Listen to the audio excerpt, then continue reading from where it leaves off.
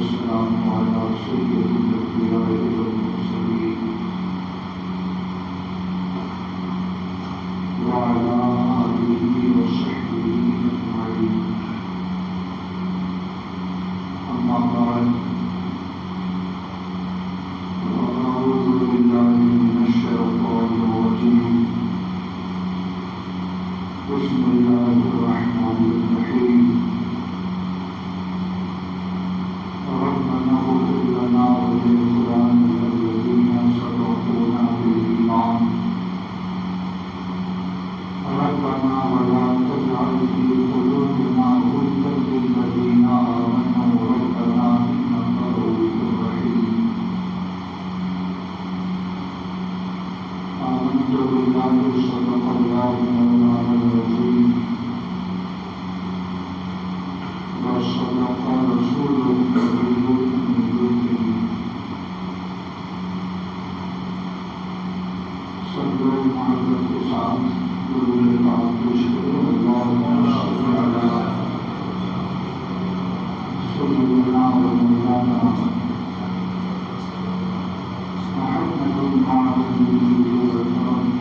وعلى آله وصحبه وسلم. صلاة وسلام عليك يا رسول الله.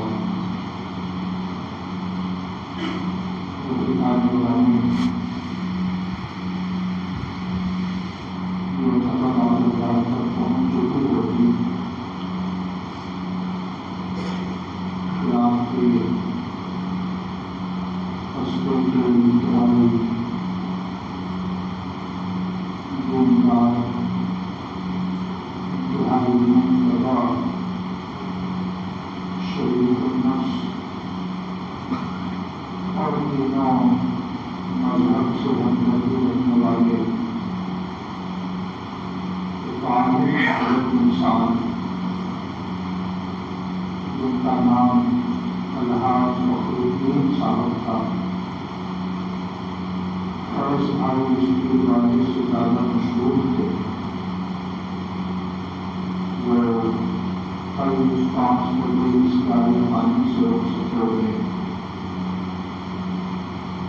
روزانہ نماز کے بعد انشاءاللہ شہزادہ مسجد مولانا حافظ قاری مسعود رضا صاحب کی ابتدا میں ہم سب لوگ ان کی نمازی میں مطالعہ کریں گے. دعا کیجیے اللہ رب العزت ان کے گناہوں کی مغفرت فرمائے، ان کے درجات بلند فرمائے، اور اللہ پاک انہیں اپنے جلال و رحمت میں جگہ فرمائے.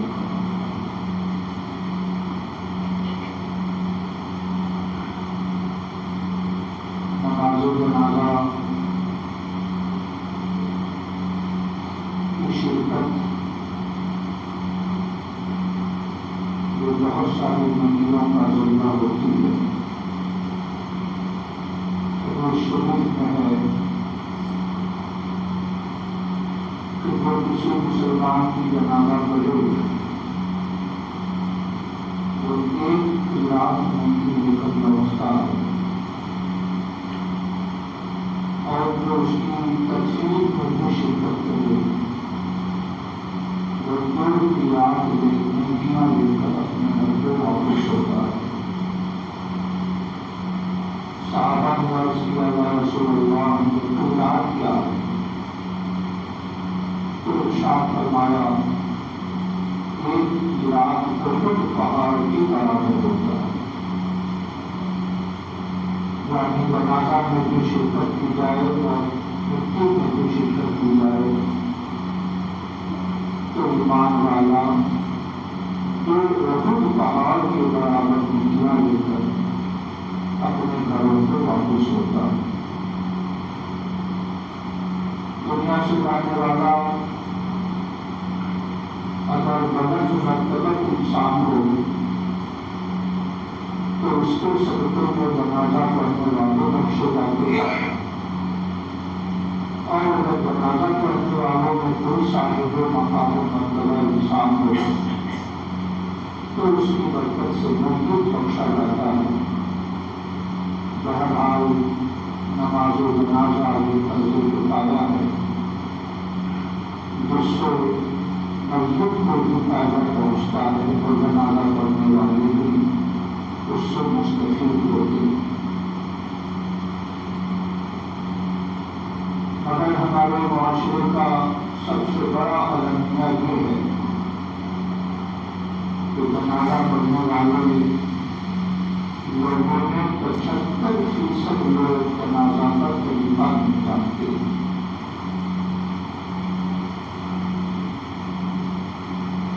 بھیڑ جمع ہو جائے کسی کی جنازہ میں، اس سے زیادہ بہتر یہ ہے کہ کم لوگ ہو مگر صحیح طور سے جنازہ پڑھنے والے لوگ ہوں۔ اس لیے ہم سب لوگوں کو جنازے کا طریقہ ذہن نشیں رکھنا چاہیے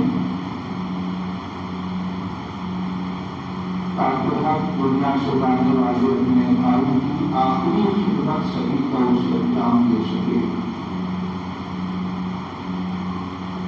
میں تھوڑا سا وقت آپ کا لوں گا، 1:10 پر اردو کا وقت ہے۔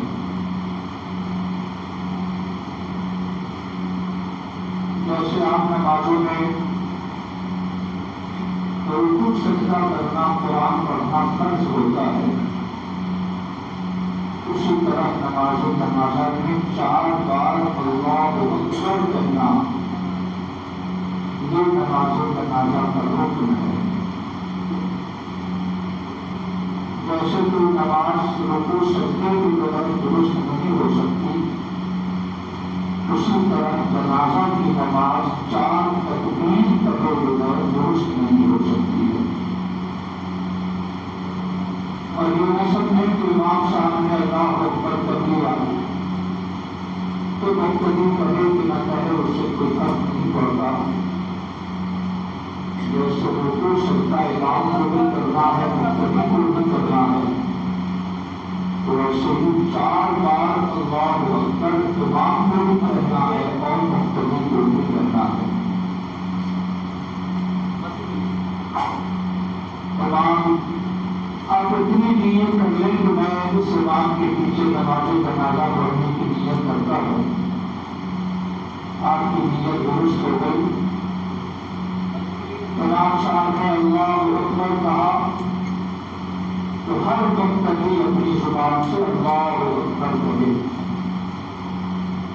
اور اس کے بعد نمازوں میں جو ثنا پڑھی جاتی ہے، سبحانک اللہم وبحمدک وتبارک اسمک وتعالی جدک ولا الہ غیرک، پہلی تکبیر کہے اور اس کے بعد یہ ثنا پڑھے تاکہ اللہ کی حمد و ثنا ہوتا ہے۔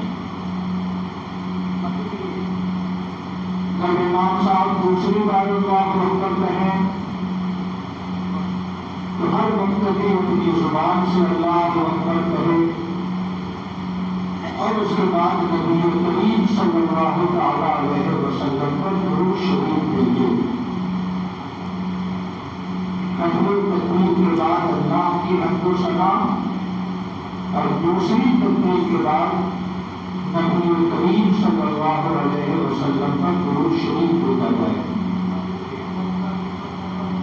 درود شریف آپ کوئی بھی پڑھیں کافی ہوگا،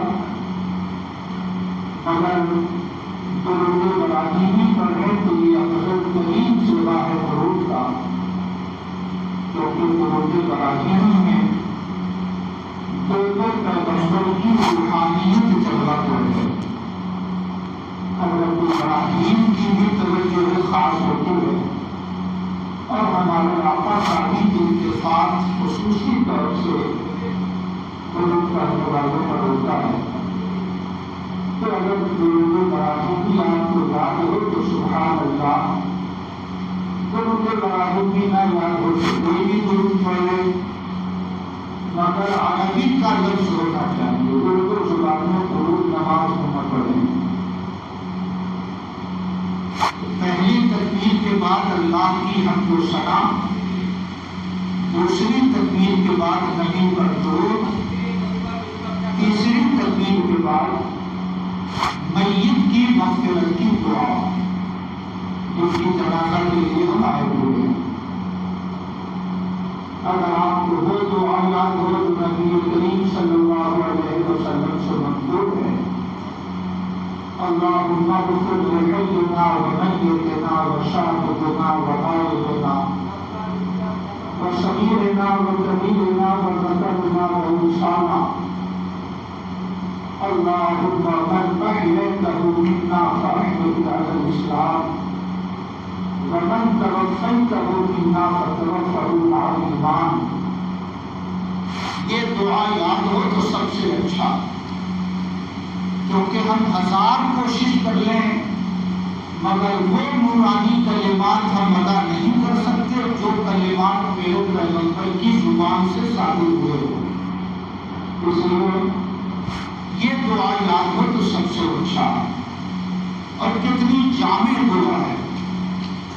اللہم اغفر لحینا، اے میرے مولا ہم میں جتنے لوگ زندہ ہیں انہیں بخش دے، وَلِمَيِّتُنَا جو دنیا سے چلے گئے مولا ان کو بخش دو، وَلِذَكَرِنَا وَأُنثَانَا جتنے پروش یہاں آئے ہوئے ہیں مولا ان کو بخش دے، جتنی عورتیں ہمارے گھروں میں ہیں مولا ان کو بخش دے، وَلِشَاهِدِنَا وَغَائِبِنَا جو جنازے میں حاضر ہیں مولا ان کو بھی بخش دے، جو نہ آ سکے مولا ان کو بھی بخش دے، وَلِصَغِيرِنَا جو چھوٹے بچے نابالغ ہیں ان کو بھی بخش دے، وَلِكَبِيرِنَا جو بڑے بوڑھے بالغ جوان یہاں پہ آئے ہیں مولا ان کو بھی بخش دے۔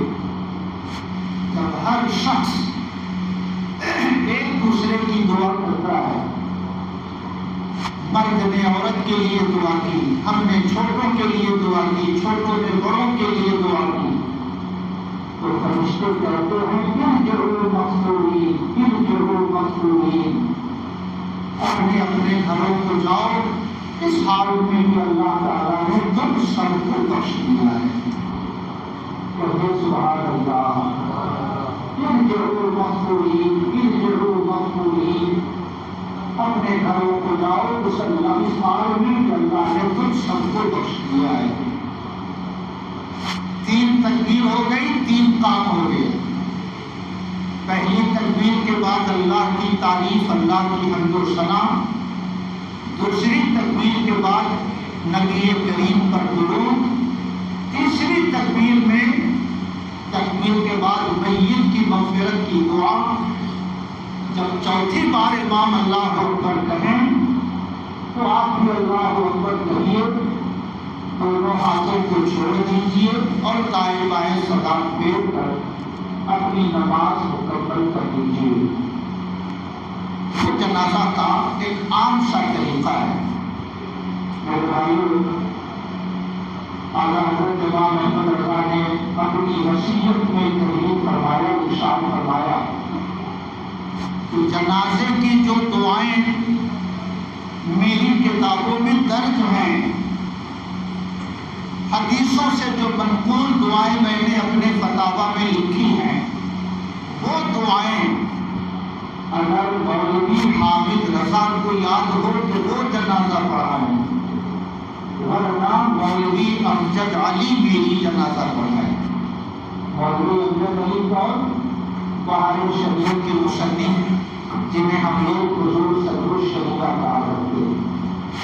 حامد علی کون؟ یہ اعلیٰ حضرت کے بڑے صاحبزادے، کہ وہ دعائیں اگر حامد رضا کو یاد ہو تو وہ جنازہ پڑھائیں، اور اگر انہیں یاد نہ ہو تو مولوی امجد علی میری جنازہ پڑھائیں۔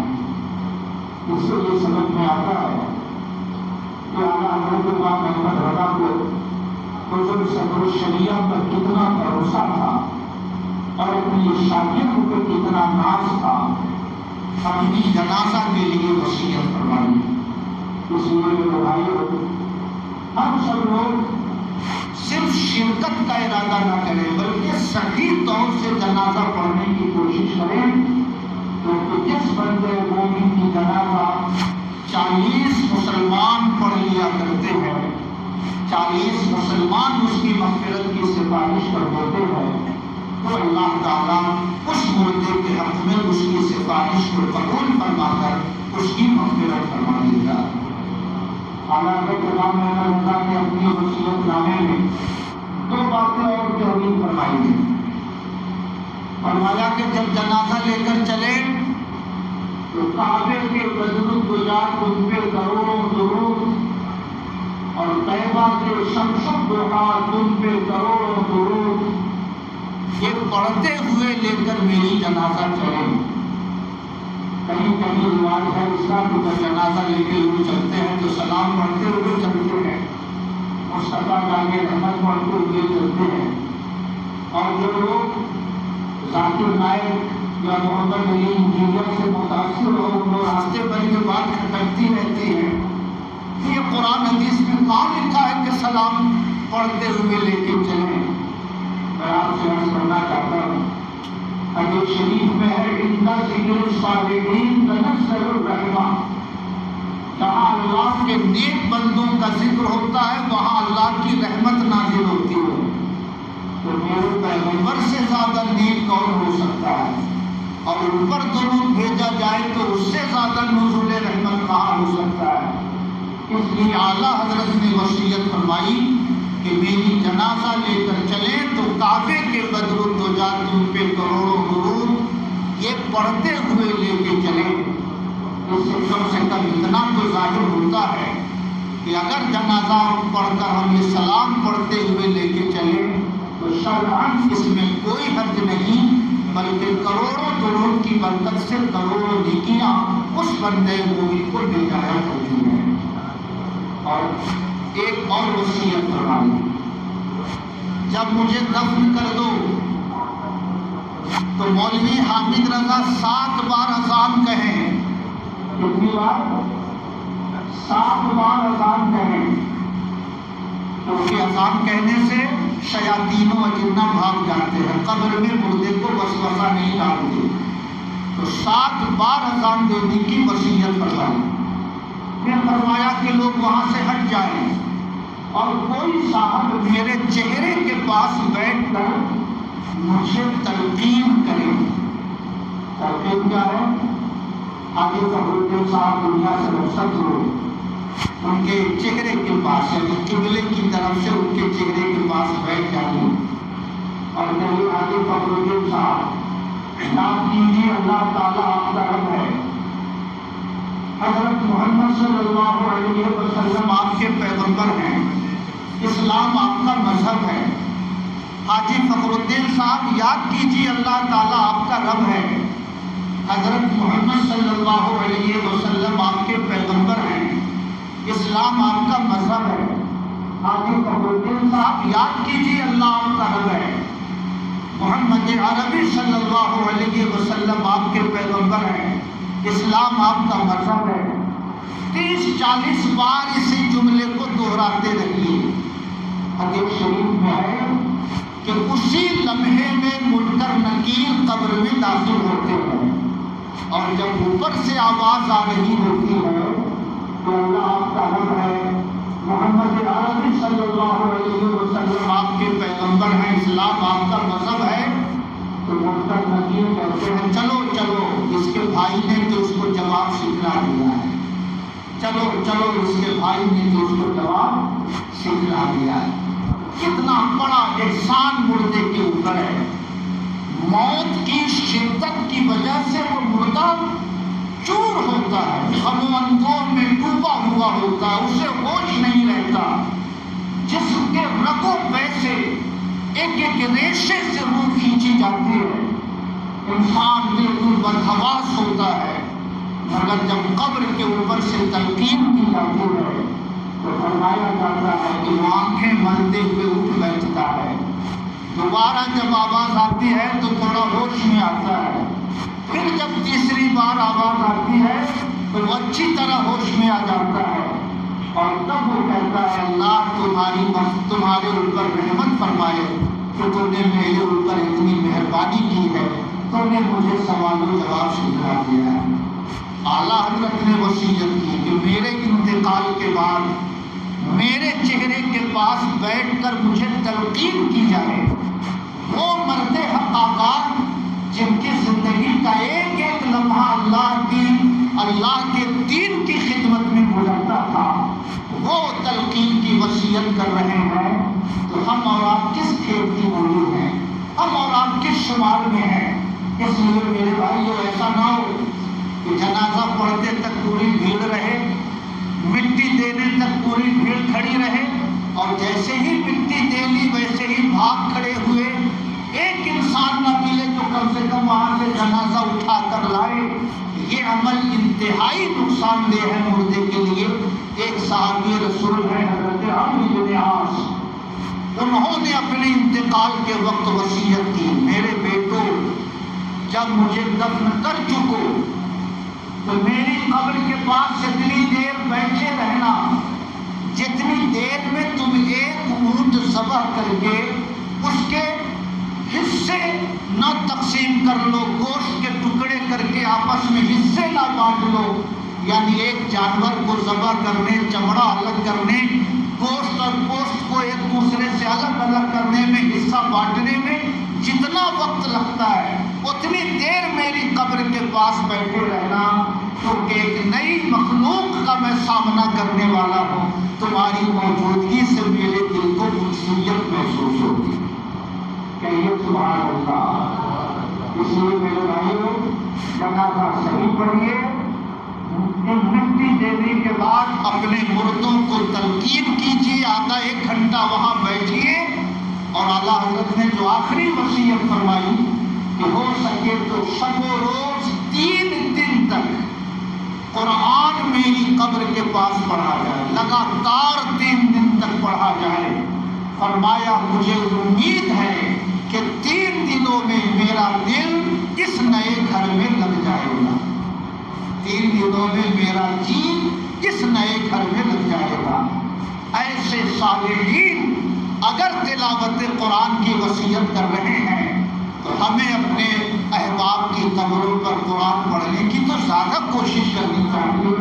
اس لیے میرے بھائیوں ہر لوگوں کو، رشتے داروں کو، احباب و اعزاء کو دفن کر کے ہٹنا نہیں چاہیے، بلکہ وہاں 7 بار اذان دیں، تلقین کریں، اور جتنا ہو سکے 2 دن 3 دن تک 2 گھنٹے 4 گھنٹے 6 گھنٹے باری مقرر کر کے قرآن پڑھتے رہیں، تاکہ مردے کی آخرت کا یہ سفر یہاں سے اگر آسان ہو گیا تو قبر آخرت کی منزلوں میں سے پہلی منزل ہے۔